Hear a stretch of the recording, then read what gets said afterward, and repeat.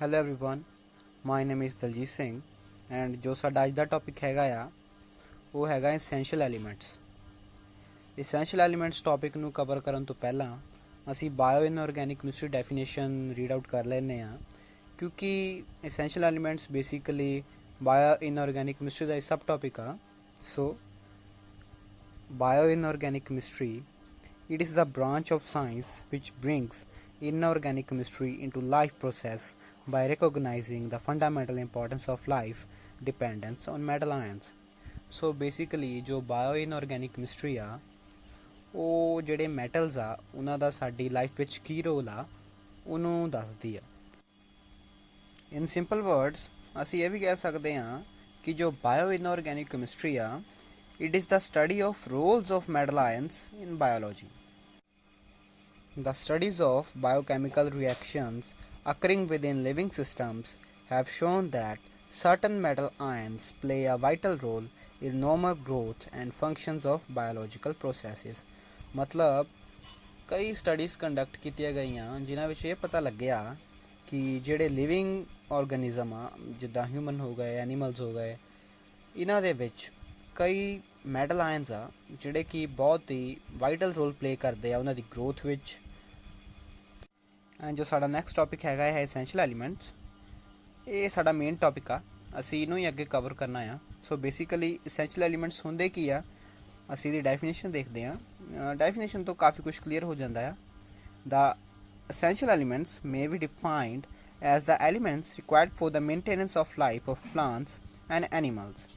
These are indispensable and the absence of these elements results in death or a severe malfunction of the organism.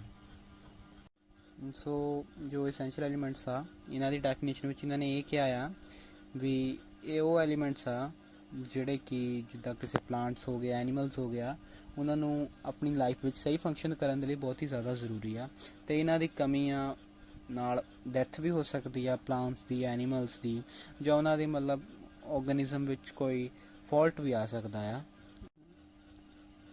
ਇੱਕ second definition ਵੀ ਆ essential elements ਦੀ।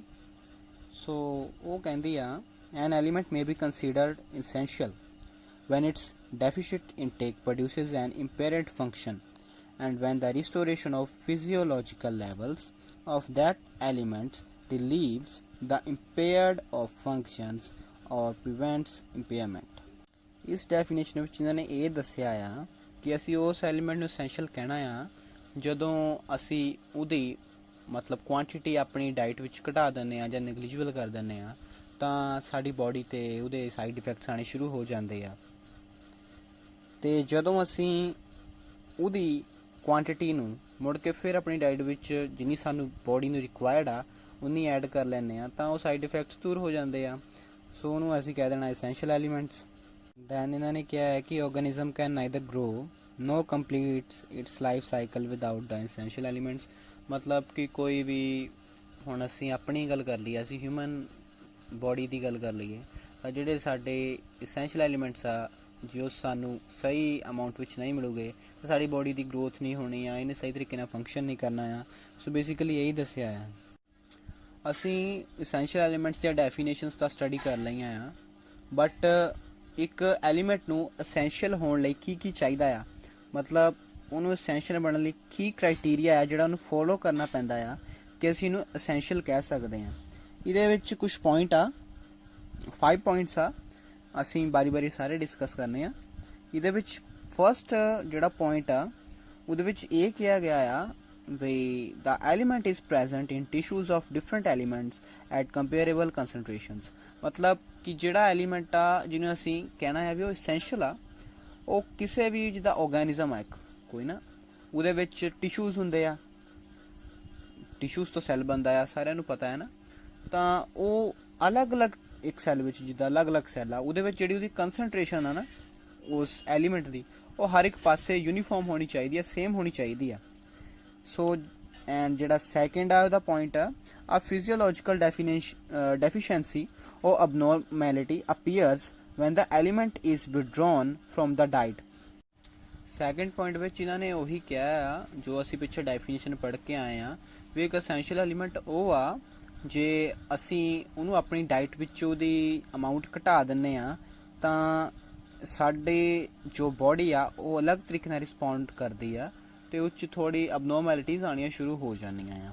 Then ਦਾ third point is the deficiency or abnormality can be relieved or prevented by the addition of so third point ਵਿੱਚ ਇਹਨਾਂ ਨੇ ਇਹ ਕਿਹਾ ਆ ਵੀ ਅਸੀਂ ਉਸ ਐਲੀਮੈਂਟ ਨੂੰ ਐਸੈਂਸ਼ੀਅਲ ਕਹਿਣਾ ਆ ਜਿਹਦੀ ਅਸੀਂ ਆਪਣੀ ਡਾਈਟ ਵਿੱਚ ਅਮਾਊਂਟ ਡੈਫੀਸਿਟ ਵਿੱਚ ਲੈ ਰਹੇ ਸੀ। ਜੇ ਅਸੀਂ ਉਸ ਅਮਾਊਂਟ ਨੂੰ ਦੁਬਾਰਾ ਤੋਂ ਸਹੀ ਕੰਸਨਟ੍ਰੇਸ਼ਨ ਵਿੱਚ ਲੈਣ ਲੱਗ ਪਈਏ ਤਾਂ ਜੋ ਸਾਡੀ ਬੋਡੀ ਵਿੱਚ ਅਬਨੋਰਮੈਲਿਟੀਜ਼ ਆ ਰਹੀਆਂ ਸੀਆਂ ਉਹ ਠੀਕ ਹੋ ਜਾਣ। Then the fourth point is the abnormalities are accompanied by specific biochemical changes which can be remedied or prevented when the deficiency is checked। ਇਹਦੇ ਵਿੱਚ ਵੀ ਇਹੀ ਦੱਸਿਆ ਗਿਆ ਵੀ ਜੋ ਸਾਡੀ ਬੋਡੀ 'ਚ ਪ੍ਰੋਬਲਮਸ ਆਉਣੀਆਂ ਸੀਆਂ ਉਹ ਅਸੀਂ ਜੇ ਡੈਫੀਸ਼ੀਐਂਸੀ ਪਹਿਲੇ ਚੈੱਕ ਕਰਾ ਲਈਏ ਦੈਨ ਉਹ ਰੈਮੀਡੀ ਹੋ ਸਕਣ, ਮਤਲਬ ਠੀਕ ਹੋ ਸਕਣ। Then fifth point is a specific biochemical function is associated with a particular element। ਇਹਦੇ ਵਿੱਚ ਇਹ ਕਿਹਾ ਗਿਆ ਵੀ ਉਹ ਜਿਹੜਾ ਐਲੀਮੈਂਟ ਹੈ ਜਿਹਨੂੰ ਅਸੀਂ ਅਸੈਂਸ਼ੀਅਲ ਕਹਿਣਾ ਆ ਉਹਦੇ ਨਾਲ ਇੱਕ ਪਰਟੀਕੂਲਰ ਬਾਇਓਕੈਮੀਕਲ ਫੰਕਸ਼ਨ ਐਸੋਸੀਏਟਡ ਹੋਣਾ ਆ। So that's the criteria for essentiality for. So ਅਸੀਂ ਡੈਫੀਨੇਸ਼ਨਸ ਵੀ ਕਰ ਲਈਆਂ, ਕ੍ਰਾਈਟੀਰੀਆ ਵੀ ਕਰ ਲਿਆ। ਹੁਣ ਅਸੀਂ ਕਰਨਾ ਆ ਵੀ ਕੈਟੇਗਰੀਜ਼ ਕਿਹੜੀਆਂ ਐਸੈਂਸ਼ੀਅਲ ਐਲੀਮੈਂਟਸ ਦੀਆਂ, ਵੀ ਕਿੰਨੇ ਟਾਈਪ ਦੇ ਹੁੰਦੇ ਆ। ਸੋ ਇੱਥੇ ਮੈਂ ਨੋਟਸ ਵਿੱਚ ਲਿਖਿਆ ਆ ਅਸੈਂਸ਼ੀਅਲ ਐਲੀਮੈਂਟਸ ਤੇ ਦੋ ਐਰੋ ਥੱਲੇ ਨੂੰ ਪਾਇਓ ਆ, ਇੱਕ 'ਚ ਲਿਖਿਆ ਬਲਕ ਐਲੀਮੈਂਟਸ, ਇੱਕ 'ਚ ਲਿਖਿਆ ਟਰੇਸ ਐਲੀਮੈਂਟਸ। ਸੋ ਬੇਸਿਕਲੀ ਜਿਹੜੇ ਅਸੈਂਸ਼ੀਅਲ ਐਲੀਮੈਂਟਸ ਆ ਉਹ 2 ਟਾਈਪਸ ਦੇ ਹੁੰਦੇ ਆ, ਬਲਕ ਐਂਡ ਟਰੇਸ। ਹੁਣ ਤੁਹਾਨੂੰ ਬਲਕ ਤੇ ਟਰੇਸ ਦਾ ਨਹੀਂ ਪਤਾ ਹੋਣਾ ਵੀ ਬਲਕ ਕਿਹੜੇ ਹੁੰਦੇ ਆ ਤੇ ਟਰੇਸ ਕਿਹੜੇ ਹੁੰਦੇ ਆ। ਸੋ ਜਿਹੜੇ ਬਲਕ ਐਲੀਮੈਂਟਸ ਹੁੰਦੇ ਆ, bulk elements are the elements which are found in higher concentrations। ਸੋ ਜਿਹੜੇ ਐਲੀਮੈਂਟਸ ਸਾਨੂੰ ਜ਼ਿਆਦਾ ਕੰਸਨਟ੍ਰੇਸ਼ਨ ਵਿੱਚ ਮਿਲਦੇ ਆ, ਜ਼ਿਆਦਾ ਅਮਾਊਂਟ ਵਿੱਚ ਮਿਲਦੇ ਆ, that are called bulk elements। so what are trace elements? so trace elements are those which are needed in very low concentrations। ਇਹਦੇ ਵਿੱਚ ਇਹਨਾਂ ਨੇ ਕਿਹਾ ਵੀ ਟਰੇਸ ਐਲੀਮੈਂਟਸ ਉਹ ਆ ਜਿਹੜੇ ਕਿ ਸਾਡੀ ਬੋਡੀ ਨੂੰ ਘੱਟ ਕੰਸਨਟ੍ਰੇਸ਼ਨ ਵਿੱਚ ਚਾਹੀਦੇ ਹੁੰਦੇ ਆ। ਇਹਦਾ ਮਤਲਬ ਇਹ ਨਹੀਂ ਹੈ ਵੀ ਇਹ ਘੱਟ ਮਿਲਦੇ ਆ, ਇਹ ਨਹੀਂ, ਇਹ ਸਾਡੀ ਬੋਡੀ ਨੂੰ ਘੱਟ ਅਮਾਊਂਟ ਵਿੱਚ ਚਾਹੀਦੇ ਹੁੰਦੇ ਆ। So that's all about bulk and trace elements. ਹੁਣ ਇਹ ਥੋੜ੍ਹਾ ਬਰੀਫ ਸੀਗਾ, ਹੁਣ ਅਸੀਂ ਇਹਨੂੰ ਡਿਟੇਲ ਵਿੱਚ ਕਰਨਾ ਆ। ਸੋ ਜੋ ਸਾਡਾ ਨੈਕਸਟ ਟੌਪਿਕ ਹੈ ਉਹ ਹੈ ਕਲਾਸੀਫਿਕੇਸ਼ਨ ਆਫ ਅਸੈਂਸ਼ੀਅਲ ਐਲੀਮੈਂਟਸ। ਹੁਣ ਮੈਂ ਤੁਹਾਨੂੰ ਇੱਦਾਂ ਹੀ ਸਮਝਾਉਣਾ ਆ ਸਲਾਈਡਸ ਦੇ ਥਰੂ। ਆਈ ਥਿੰਕ ਇੱਦਾਂ ਜ਼ਿਆਦਾ ਤੁਹਾਨੂੰ ਕਲੀਅਰ ਸਮਝ ਆਊਗਾ instead of me writing on the sheets. ਮੈਂ ਤੁਹਾਨੂੰ ਬਲਕ ਤੇ ਟਰੇਸ ਐਲੀਮੈਂਟਸ ਤਾਂ ਦੱਸੇ ਦਿੱਤੇ ਆ। ਅਲਟਰਾ ਟਰੇਸ ਐਲੀਮੈਂਟਸ ਉਹ ਹੁੰਦੇ ਆ ਜਿਹੜੇ ਕਿ ਸਾਡੀ ਬੋਡੀ ਨੂੰ ਬਹੁਤ ਹੀ ਮਾਈਨਿਊਟ ਕੁਆਂਟੀਟੀ ਵਿੱਚ ਚਾਹੀਦੇ ਹੁੰਦੇ ਆ। ਇਹਨਾਂ ਵਿੱਚ ਆਉਂਦਾ manganese, ਮੋਲੀਬਡੇਨਮ, cobalt and so on, ਤੁਸੀਂ ਦੇਖ ਹੀ ਸਕਦੇ ਹੋ। ਇਹਨਾਂ ਨੂੰ ਅਸੀਂ ਕਹਿੰਦੇ ਆ ਅਲਟਰਾ ਟਰੇਸ ਐਲੀਮੈਂਟਸ। ਸੋ ਜੋ ਸਾਡਾ ਨੈਕਸਟ ਟੌਪਿਕ ਆ and the main topic is essential bulk elements. ਇਹਦੇ ਵਿੱਚ ਅਸੀਂ ਫਰਸਟ ਕਰਨਾ ਆ ਸੋਡੀਅਮ ਐਂਡ ਪੋਟਾਸ਼ੀਅਮ। ਸੋ ਇਹਦੇ ਕੁਝ ਪੁਆਇੰਟਸ ਆ ਉਹ ਅਸੀਂ ਡਿਸਕਸ ਕਰਨੇ ਆ। So ਜਿਹੜਾ first point ਆ ਉਹ ਹੈ potassium is found almost universally as the principal inorganic cation present in most of the cell। principal inorganic cations means ਇਹ universally present ਹੋਣ ਦਾ ਮਤਲਬ ਵੀ ਇਹੀ ਆ ਕਿ ਇਹ ਅਸੀਂ ਕੋਈ ਵੀ ਆਰਗੈਨਿਜ਼ਮ ਲੈ ਲਈਏ ਛੋਟੇ ਤੋਂ ਛੋਟਾ, ਲਾਈਕ ਆਂਟ ਲੈ ਲਈਏ, ਮਤਲਬ ਕੀੜੀ ਲੈ ਲਈਏ, ਵੱਡੇ ਤੋਂ ਵੱਡਾ ਲਾਈਕ ਐਲੀਫੈਂਟ, ਹਾਥੀ ਲੈ ਲਈਏ, ਉਹਨਾਂ ਸਭ ਵਿੱਚ ਪੋਟਾਸ਼ੀਅਮ ਮੌਜੂਦ ਆ। so that's why it's universal। okay, second point is it is essential to almost all organisms except green algae। third is it is the major cation in intracellular fluid and plays an important role in nerve action and function of the heart। okay, the 3 points are then kuch points are ਜਿਹੜਾ sodium ਆ ਉਹ major ਕਟਾਇਨ ਆ ਇਨ extra cellular fluids ਇਨ animals, ਤੇ potassium ਦੀ ਤਰ੍ਹਾਂ ਹੀ ਜਿਹੜਾ sodium ion ਆ ਇਹ nerve functioning ਇਨ animals ਵਿੱਚ ਬਹੁਤ ਹੀ ਇੰਪੋਰਟੈਂਟ ਰੋਲ ਪਲੇ ਕਰਦਾ ਆ, ਤੇ ਮੇਜਰ ਕੰਪੋਨੈਂਟ ਆ ਇਹ ਵਰਟੀਬ੍ਰੇਟ ਬਲੱਡ ਪਲਾਜ਼ਮਾ ਦਾ। ਓਕੇ, ਇਹ ਇੰਪੋਰਟੈਂਟ ਕੁਐਸਚਨ ਆ। Then the main role of these cations along with chlorine anion is the osmotic regulation of body and tissue fluids। ਹੁਣ osmotic regulation ਮਤਲਬ ਇਹ ਨਾ ਬੋਡੀ ਵਿੱਚ ਜਿਹੜੇ cations and ions ਆ ਉਹਨਾਂ ਦੀ ਕੰਸਨਟ੍ਰੇਸ਼ਨ ਨੂੰ equal बना के रखदा है, that's the point. Then potassium and sodium ions also serve as essential activating ions for specific enzyme activity. These cations with calcium and magnesium ions are also important in the preservation. ਇਹਦੇ ਵਿੱਚ basically ਇਹ ਦੱਸਿਆ ਗਿਆ ਕਿ ਜਿਹੜੇ ਇਹ ions ਆ potassium sodium magnesium ਇਹ ਜੋ ਸੈੱਲ ਮੈਂਬਰੇਨ ਆ ਉਹਲੇ ਬਹੁਤ ਹੀ ਜ਼ਰੂਰੀ ਆ, ਮਤਲਬ ਉਹਨੂੰ ਸੈੱਲ ਮੈਂਬਰ ਨੂੰ ਇੰਟੈਕਟ ਰੱਖਦੇ ਆ, ਉਹਨੂੰ ਮਤਲਬ ਖਰਾਬ ਨਹੀਂ ਹੋਣ ਦਿੰਦੇ। ਸੋ ਜੋ ਇਹ ਐਲੀਮੈਂਟਸ ਆ ਸੋਡੀਅਮ ਮੈਗਨੀਸ਼ੀਅਮ ਕੈਲਸ਼ੀਅਮ ਇਹ ਬਹੁਤ ਹੀ ਇੰਪੋਰਟੈਂਟ ਐਲੀਮੈਂਟਸ ਆ। ਸੋ ਇਹਨਾਂ ਬਾਰੇ ਸੀ ਹੁਣ ਅਸੀਂ ਪੜ੍ਹਨਾ ਹੈ ਕੈਲਸ਼ੀਅਮ ਐਂਡ ਮੈਗਨੀਸ਼ੀਅਮ ਬਾਰੇ। ਇਹਨਾਂ ਵਿੱਚ ਇਹਨਾਂ ਨੇ ਦੱਸਿਆ ਆ ਕਿ ਜੋ ਕੈਲਸ਼ੀਅਮ ਆ ਤੇ ਮੈਗਨੀਸ਼ੀਅਮ ਆ ਉਹ ਪ੍ਰੈਜ਼ੈਂਟ ਹੁੰਦੇ ਆ in the form of carbonates and phosphates as 99% of calcium and 70% of magnesium in the form of skeletal structures. Then ਜਿਹੜੇ calcium ਆ ਇਹ essential ਹੁੰਦਾ ਆ for the cell walls of organisms, bones and some cells as structural component in human blood which plasma ਦੇ ਰੂਪ ਵਿੱਚ calcium present ਹੁੰਦਾ ਆ about 50% in ionic form and remaining in present combination with serum protein. Then ਜਿਹੜਾ calcium ਆ ਉਹ ਸਾਰੇ cellular organisms ਲਈ necessary ਆ। ਇਹ important role play ਕਰਦਾ ਆ muscle contraction ਵਿੱਚ ਤੇ stabilization of certain enzymes।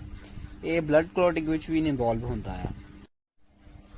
ਸੋ ਜੋ ਅਸੀਂ next ਪੜ੍ਹਨਾ ਆ ਉਹਦੇ ਵਿੱਚ ਇਹ ਦੱਸਿਆ ਗਿਆ ਆ ਵੀ ਜਿਹੜਾ ਉਹਦਾ calcium ਆ ਉਹ ਤਾਂ harmless ਹੀ ਆ, ਬਟ ਜਦੋਂ ਅਸੀਂ ਇਹਦੀ ਇਨਸੂਫੀਸ਼ੀਐਂਟ ਇਨਟੇਕ ਕਰਦੇ ਹਾਂ, ਮਤਲਬ ਸਾਡੀ ਡਾਈਟ ਵਿੱਚ ਜਿੰਨੀ ਸਾਨੂੰ ਅਮਾਊਂਟ 'ਚ ਕੈਲਸ਼ੀਅਮ ਚਾਹੀਦਾ ਹੁੰਦਾ ਉਹ ਸਾਨੂੰ ਨਹੀਂ ਮਿਲਦਾ, ਤਾਂ ਉਹਦੇ ਕਰਕੇ ਜੋ ਸਾਡਾ ਇੱਕ ਹਾਰਮੋਨ ਆ ਜਿਹਨੂੰ ਕਹਿੰਦੇ ਆ ਪੈਰਾਥਾਇਰੋਇਡ ਹਾਰਮੋਨ ਉਹ ਸਹੀ ਤਰੀਕੇ ਨਾਲ ਵਰਕ ਨਹੀਂ ਕਰ ਪਾਉਂਦਾ। ਜਦੋਂ ਸਹੀ ਤਰੀਕੇ ਨਾਲ ਵਰਕ ਨਹੀਂ ਕਰ ਪਾਉਂਦਾ ਤਾਂ ਉਹਦੇ ਕਰਕੇ ਇੱਕ ਡਿਸੀਜ਼ ਹੋ ਜਾਂਦੀ ਆ ਸਾਨੂੰ ਜਿਹਨੂੰ ਅਸੀਂ ਕਹਿੰਦੇ ਆ ਟੈਟਨੀ। ਓਕੇ, ਇਹ ਤਾਂ ਗੱਲ ਕਰ ਲਈ ਅਸੀਂ ਵੀ ਜਦੋਂ ਕੈਲਸ਼ੀਅਮ ਘੱਟ ਹੁੰਦਾ ਆ। ਔਨ ਦਾ ਅਦਰ ਹੈਂਡ ਜੇ ਸਾਡੀ ਡਾਈਟ ਵਿੱਚ ਕੈਲਸ਼ੀਅਮ ਵੱਧ ਹੋ ਜਾਵੇ ਦੈਨ ਸਾਨੂੰ ਇੱਕ ਕੈਲਸੀਫਿਕੇਸ਼ਨ ਵੀ ਹੋ ਸਕਦੀ ਆ। ਕੈਲਸੀਫਿਕੇਸ਼ਨ ਹੁੰਦੀ ਆ ਵੀ ਜੋ ਸਾਡੇ ਇੰਟਰਨਲ ਆਰਗਨ ਆ ਉੱਤੇ ਕੈਲਸ਼ੀਅਮ ਦਾ ਜੰਮ ਜਾਣਾ, ਇਹ ਵੀ ਠੀਕ ਨਹੀਂ ਆ। ਦੈਟਸ ਵਾਈ ਇਹ ਵੀ। ਸੋ ਅਸੀਂ ਕੈਲਸ਼ੀਅਮ ਬਾਰੇ ਤਾਂ ਗੱਲ ਹੁਣ ਕਰ ਲਈ, ਹੁਣ ਅਸੀਂ ਗੱਲ ਕਰਨੀ ਆ ਮੈਗਨੀਸ਼ੀਅਮ ਬਾਰੇ। ਜੋ ਮੈਗਨੀਸ਼ੀਅਮ ਆ ਇਹ ਵੀ ਸਾਰੇ ਆਰਗੈਨਿਜ਼ਮਸ ਲਈ ਐਸੈਂਸ਼ੀਅਲ ਆ, ਠੀਕ ਆ। ਇਹ ਜਿਹੜਾ ਕੈਲਸ਼ੀਅਮ ਆ ਉਹ ਸਾਡੇ ਪਲਾਜ਼ਮਾ ਵਿੱਚ ਪ੍ਰੈਜ਼ੈਂਟ ਹੁੰਦਾ ਸੀਗਾ, ਜਿਹੜਾ ਮੈਗਨੀਸ਼ੀਅਮ ਆ ਇਹ ਪਲਾਜ਼ਮਾ ਵਿੱਚ ਨਹੀਂ ਹੁੰਦਾ, ਇਹ ਰੈੱਡ ਸੈਲਸ ਵਿੱਚ ਪ੍ਰੈਜ਼ੈਂਟ ਹੁੰਦਾ ਆ, ਤੇ ਇਹਦਾ ਜਿਹੜਾ ਕੰਟੈਂਟ ਆ ਉਹ ਮਸਲ ਵਿੱਚ ਐਜ਼ ਕੰਪੇਅਰ ਟੂ ਕੈਲਸ਼ੀਅਮ ਜ਼ਿਆਦਾ ਹੁੰਦਾ ਆ। ਇਹ ਕਲੋਰੋਫਿਲ ਵਿੱਚ ਵੀ ਪ੍ਰੈਜ਼ੈਂਟ ਹੁੰਦਾ ਆ ਤੇ it has electrochemical and enzyme activating functions. ਇਹ ਆਲਸੋ ਇੰਪੋਰਟੈਂਟ ਰੋਲ ਪਲੇ ਕਰਦਾ ਆ ਇਨ ਐਕਟੀਵੇਟਿੰਗ ਆਇਨ ਇਨ ਮੈਨੀ ਐਂਜ਼ਾਈਮੈਟਿਕ ਰਿਐਕਸ਼ਨਸ। ਦੈਨ ਜੋ ਸਾਡਾ ਨੈਕਸਟ ਪੁਆਇੰਟ ਆ ਇਹ ਬਹੁਤ ਹੀ ਇੰਪੋਰਟੈਂਟ ਆ। ਇਹ 'ਚ ਇਹਨਾਂ ਨੇ ਦੱਸਿਆ ਹੈ ਕਿ ਜੋ ATP ਹੁੰਦੇ ਆ ਉਹਦੇ ਨਾਲ ਜਦੋਂ ਮੈਗਨੀਸ਼ੀਅਮ ਇੰਟਰੈਕਟ ਕਰਦਾ ਆ ਤਾਂ ਉਹਦੀ ਜੋ ਕਨਵਰਜਨ ਆ ਉਹ ADP ਵਿੱਚ ਹੁੰਦੀ ਆ, ਤਾਂ ਉਹ 'ਚ ਮੈਗਨੀਸ਼ੀਅਮ ਬਹੁਤ ਹੀ ਇੰਪੋਰਟੈਂਟ ਰੋਲ ਪਲੇ ਕਰਦਾ ਆ ਤੇ ਇਹ ਬਹੁਤ ਹੀ ਇੰਪੋਰਟੈਂਟ ਰਿਐਕਸ਼ਨ ਆ। ਜਿਹੜੇ ATP ਹੁੰਦੇ ਆ ਉਹ એનર્ਜੀ ਰਿਚ ਮੋਲੀਕਿਊਲ ਹੁੰਦੇ ਆ ਤੇ ਜਦੋਂ ATP ਨੂੰ ਅਸੀਂ ADP ਵਿੱਚ ਕਨਵਰਟ ਕਰਦੇ ਆ ਉਹ 'ਚ એનર્ਜੀ ਰਿਲੀਜ਼ ਹੁੰਦੀ ਆ ਤੇ ਜਿਹੜੀ ਉਹ એનર્ਜੀ ਰਿਲੀਜ਼ ਹੁੰਦੀ ਆ ਉਹ -31.0 ਕਿਲੋਜੂਲ ਪਰ ਮੋਲ ਰਿਲੀਜ਼ ਹੁੰਦੀ ਆ, ਮਤਲਬ ਬਹੁਤ ਹੀ ਜ਼ਿਆਦਾ ਰਿਲੀਜ਼ ਹੁੰਦੀ ਆ। ਇਹ ਹੁਣ ਮੈਂ ਨੈਕਸਟ ਸ਼ੋ ਕਰਨਾ ਆ ਅੱਗੇ ਨੋਟਸ ਵਿੱਚ ਵੀ ਕਿੱਦਾਂ ਕਨਵਰਟ ਹੁੰਦੀ ਆ ATP ਟੂ ATP। ਆ ਤੁਸੀਂ ਹੁਣ ਡਾਇਗਰਾਮ ਦੇਖ ਸਕਦੇ ਆ, ਇਹਦੇ ਵਿੱਚ ATP ਦੱਸਿਆ ਆ। ADP ਵਿੱਚ ਜਿਹੜਾ 3 ਫਾਸਫੇਟ ਗਰੁੱਪਸ ਆ ਉਹ ਜਦੋਂ ਵਾਟਰ ਤੇ ਮੈਗਨੀਸ਼ੀਅਮ ਦੀ ਪ੍ਰੈਜ਼ੈਂਸ ਵਿੱਚ ਰਿਐਕਟ ਕਰਦੇ ਆ ਤਾਂ ਉਹ ADP ਵਿੱਚ ਕਨਵਰਟ ਹੁੰਦੇ ਆ। ADP ਵਿੱਚ 2 ਫਾਸਫੇਟ ਗਰੁੱਪ ਆ। Okay, this is the main reaction. ਇਹ ਬਹੁਤ ਹੀ ਇੰਪੋਰਟੈਂਟ ਰਿਐਕਸ਼ਨ ਆ ਤੇ ਪੇਪਰ ਵਿੱਚ ਆ ਜਾਂਦੀ ਹੁੰਦੀ ਆ।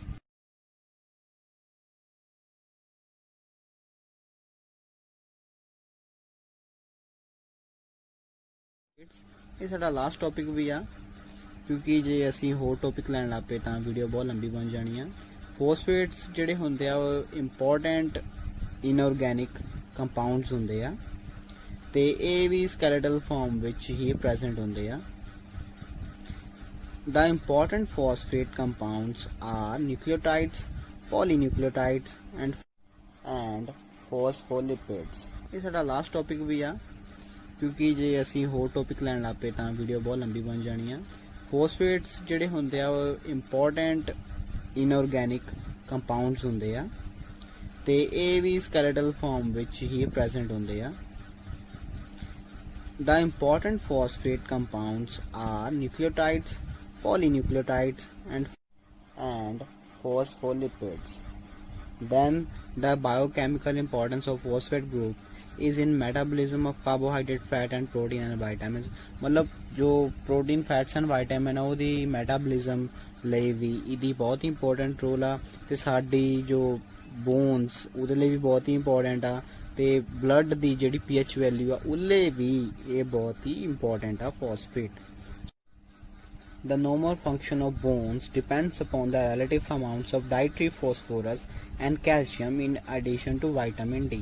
मतलब ਇਹਦਾ ਕੰਟੈਂਟ ਜਿੰਨਾ ਹੀ ਜ਼ਿਆਦਾ ਹੋਊਗਾ ਉਨਾ ਹੀ ਸਾਡਾ ਬੋਨਸ ਵਧੀਆ ਵਰਕ ਕਰਨਗੀਆਂ, ਉਨੇ ਸਟਰੋਂਗ ਹੋਣਗੀਆਂ in addition to calcium and vitamin D. So this is all about phosphates. Thank you.